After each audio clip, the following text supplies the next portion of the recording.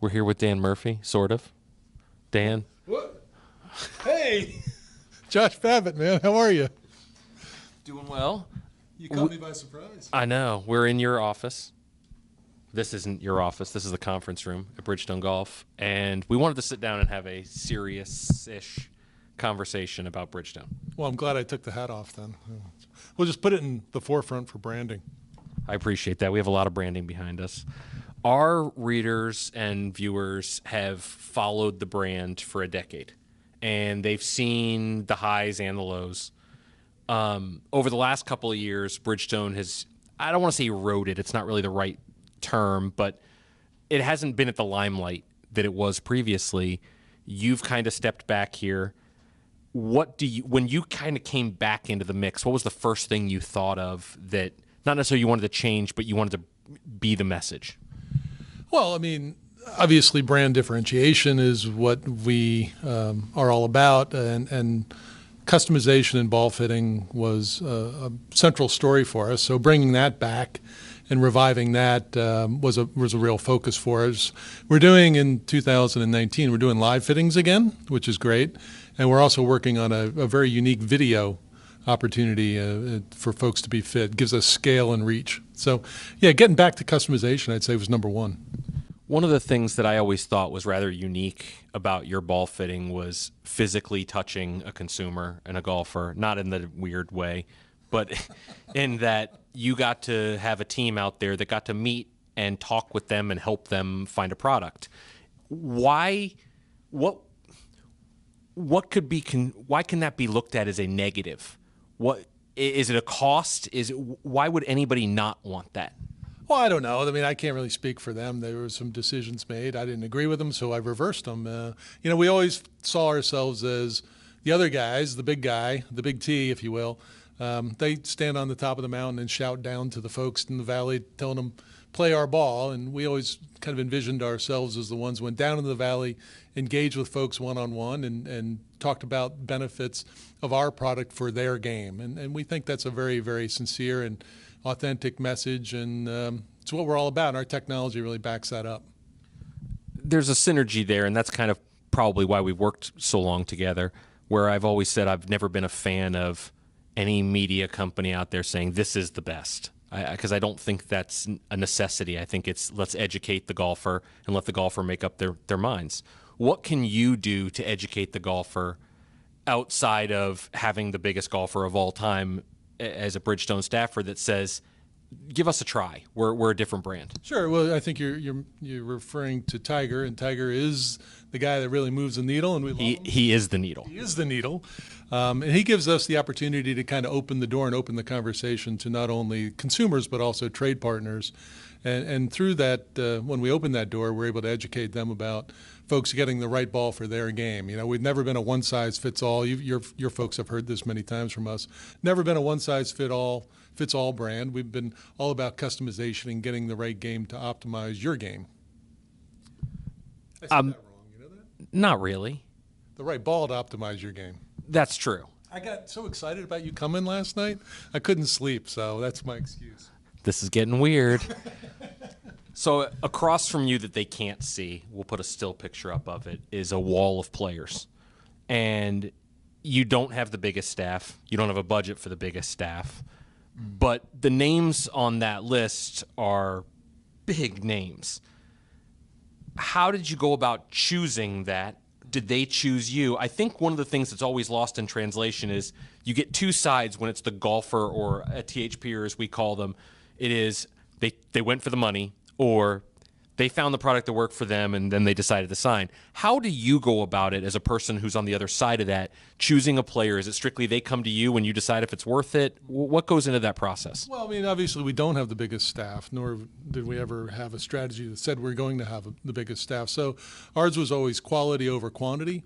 And, take Bryson, for example. When he came to us because he saw us as the best product on the market. And him being the scientist that he is, he used the scientific method to determine that. The Epsom salt trick?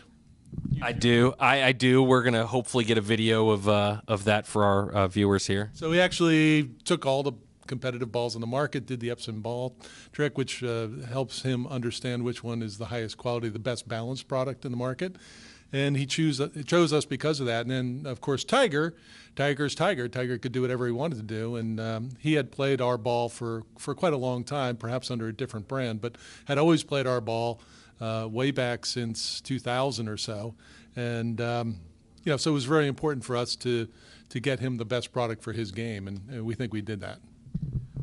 One of the things that a lot of people have a question mark is what ball is he playing? And we discussed it earlier before the camera started rolling. He is playing the ball that people can go on retail. And you actually told me a funny story. Oh, yeah, the Shinnecock story. So, yeah, he told me that the very first time I met him. I met him in August at the Bridgestone Invitational, right? And walked up to him at the putting green, and he told a story right off the bat. And it was really cool. He said he went to Shinnecock to play the U.S. Open. He got there a little bit early, wanted to get some extra practice in, but his golf balls hadn't arrived yet. We usually ship golf balls in, but he got there before the balls did, but he wanted to practice.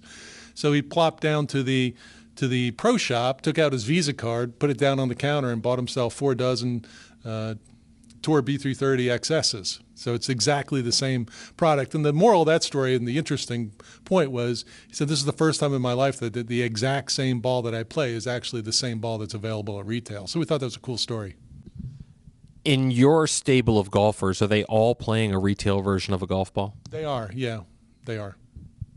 How is that done? Is that because you have a smaller staff, you're able to do that, or because you have 4 tour quality balls? Well, it's just better product, baby.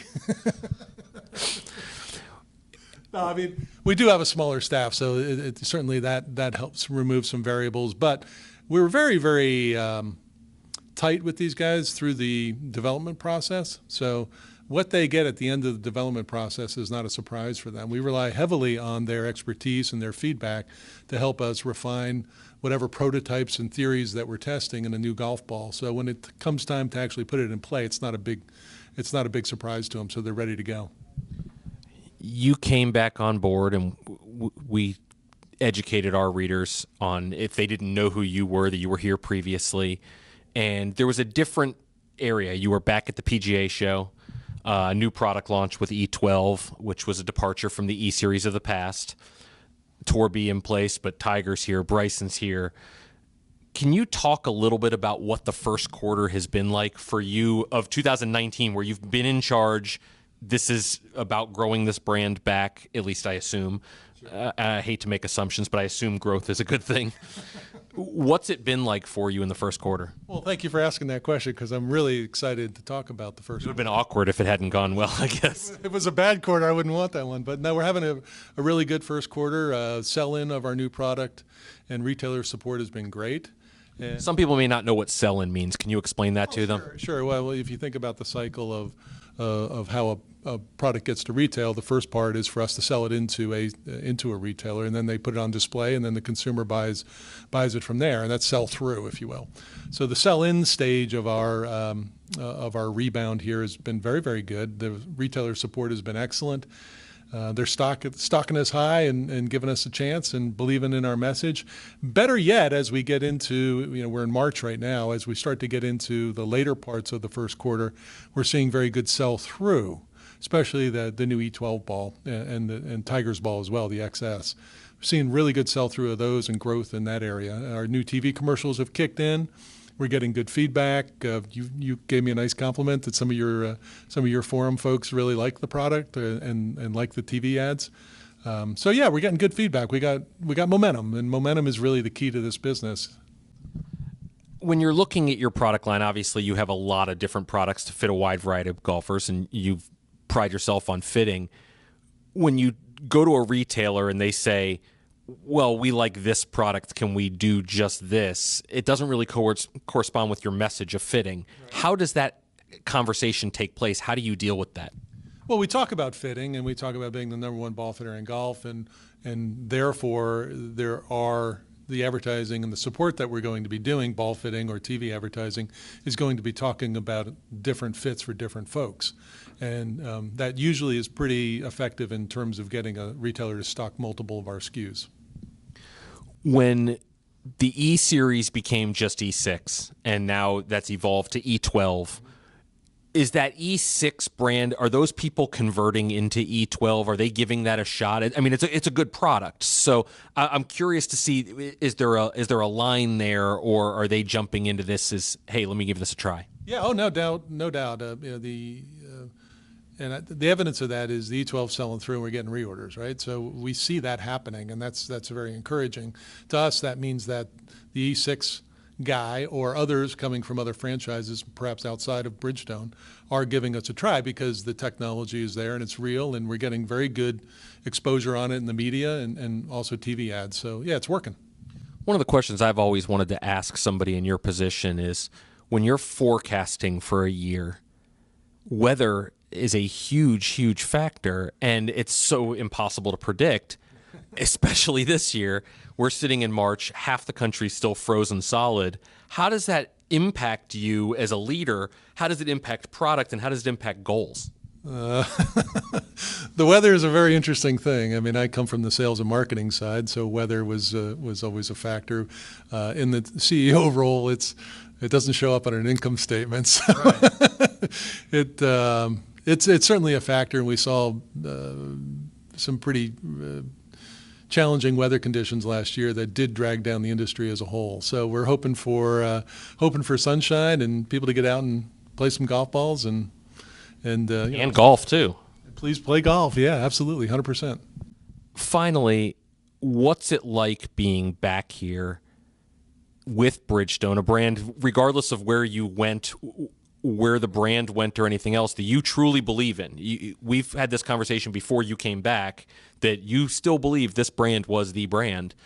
What does it feel like to be back, watching the innovation take place, watching these tour players involved in the R&D process and everything else? I mean, it's a blast. We're having a good time again, and to be back home, if you will, be back amongst the people that I know very well on the sales, marketing, overseas side in Japan. So yeah, it's like coming home again, and then to have the opportunity to kind of get us moving in the right direction and help us pick up some momentum. It's truly an honor. I mean, I couldn't be happier.